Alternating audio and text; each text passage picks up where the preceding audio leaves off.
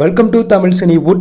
தேவாரா திரைப்படம் வேல்பாரி நாவலுடைய காப்பின்னு சங்கர் வெளியிட்ட ட்விட்டர் இணையத்தில் வைரல் ஆயிட்டு இருக்கு. இன்னைக்கு என்டிஆர் நடிப்பில் வெளியாக உள்ள தேவாரா படத்துடைய மிரட்டலான ட்ரெய்லராக படக்குழு வெளியிட்டாங்க. ட்ரெய்லர் பார்க்க வேல்பாரி கதையில் வரக்கூடிய முக்கியமான ஸ்டோரியை மையமாக கொண்டு இருக்கிறதா தகவல்லாம் வெளியானுச்சு. இதை பார்த்து கடுப்பான இயக்குனர் சங்கர் தனது எஸ் தளத்தில் கோபமான முறையில் ஒரு ட்வீட் போட்டிருக்கார்.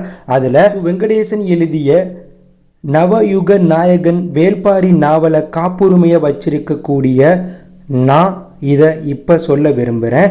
அந்த நாவலில் வரக்கூடிய சம்பவங்கள் வெவ்வேறு படங்களில் காட்சியாக வச்சுருக்காங்க. அதை பார்த்து நான் வருத்தம் அடைகிறேன். என்னுடைய அனுமதியின்றி நாவல் காட்சியை யாரும் பயன்படுத்த வேண்டாம். அப்படி மீறினா சட்டப்பூர்வ நடவடிக்கை எடுக்கப்படும்னு சங்கர் அவர்கள் தேவாரா படத்தோடைய ட்ரெய்லர் வெளியான சில மணி நேரத்தில் தனது கோவத்தை வெளிப்படையாக எஸ் தளத்தில் பதிவேற்றம் பண்ணியிருக்கார். ஒரு மணி நேரத்துக்கு பிறகு அந்த ட்விட்டையும் டெலீட் பண்ணியிருக்கார். இது தற்போது பரபரப்பை கிளப்பியிருக்கு. ஏற்கனவே பாகுபலி திரைப்படமே பொன்னியின் செல்வன் நாவலை காப்பி அடித்து மாற்றி அமைச்ச ஒரு படம் தான். தற்போது வரையும் ராஜமௌலியை தமிழ் ரசிகர்கள் வருத்திட்டு இருக்காங்க. தற்போது வேல்பாரி கதையும் காப்பி பேஸ்ட் பண்ணி தெலுங்குல தேவாரான்னு தற்போது ரிலீஸ் பண்ண போகிறாங்க. இதை பார்த்த தமிழ் ரசிகர்கள் வருத்தத்தில் இருக்காங்க. சங்கரும் மிகப்பெரிய வருத்தத்தில் இருக்கார். நடிகர் கார்த்தி அவர்களுடைய மெய்யழகன் திரைப்படம் வருகின்ற செப்டம்பர் 27 வெளியாக போகுது. இந்த நிலையில் நாளைக்கு இந்த படத்துடைய முக்கியமான ட்ரெய்லராக படக்குழு ரிவீல் பண்ண போகிறாங்க.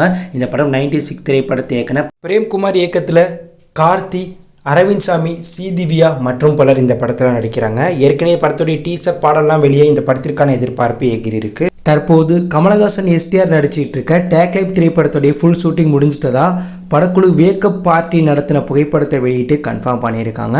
இந்த படம் இயக்குனர் மணிரத்னம் இயக்கத்தில் கமலஹாசன் எஸ்டிஆர் ஹீரோவாக நடிக்கிறாங்க. இந்த படம் பொங்கல் ஸ்பெஷலாக வெளியாகுன்னு தகவல் வெளியானுச்சு. தற்போது சம்மரில் இந்த படம் வெளியாக வாய்ப்பு இருக்கிறதா தகவல் வெளியாயிருக்கு. மேலும் அஜித் அவர்களுடைய விடாமுயற்சி திரைப்படத்தை பொங்கல் அன்னைக்கு ரிலீஸ் பண்ணுற ஐடியாவில் படக்குழு இருக்கிறதா தகவல் வெளியாயிருக்கு.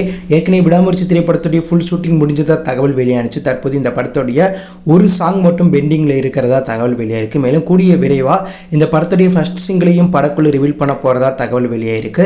படத்தை பொங்கல் அன்னைக்கு படக்குழு ரிலீஸ் பண்ற ஐடியாவில் இருக்கிறதா தகவல் வெளியாயிருக்கு. தளபதி விஜய் அவர்களுடைய கோ திரைப்படம் உலகளவில் நேரடியாக தியேட்டர்ல செப்டம்பர் 5 வெளியாகி தற்போது வெற்றிகரமாக ஓடிட்டு இருக்கு.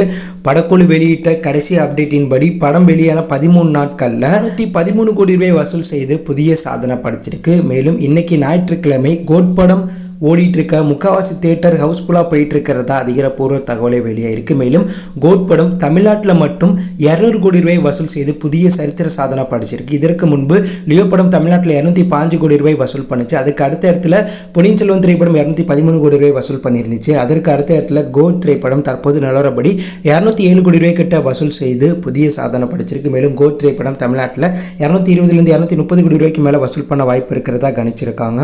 மேலும் கோட் திரைப்படம் ஆந்திரா தெலுங்கானால 14 கோடியும், கர்நாடகாவில் 26 கோடியும், கேரளாவில் 15 கோடியும், நார்த் இந்தியாவில் 25 கோடியும், ஓவர்சீஸில் 159 கோடியும், மொத்தமாக 446 கோடி ரூபாய் 17 நாட்களில் வசூல் பண்ணியிருக்கிறதா தகவல் வெளியாயிருக்கு. ஸோ கோட் திரைப்படம் மொத்தமாக 500 550 கோடி ரூபாய் வசூல் பண்ண வாய்ப்பு இருக்குது. ஸோ கோட் படத்துடைய வசூல் சாதனை பற்றி நீங்கள் என்ன நினைக்கிறீங்க? இந்த லிஸ்ட்டில் நீங்கள் எந்த படத்துக்கு ரொம்ப வெயிட் பண்ணுறீங்க அப்படிங்கிற கருத்தை கமெண்ட்ல லீவ் பண்ணுங்கள். தேங்க்யூ ஃபார் வாட்சிங்.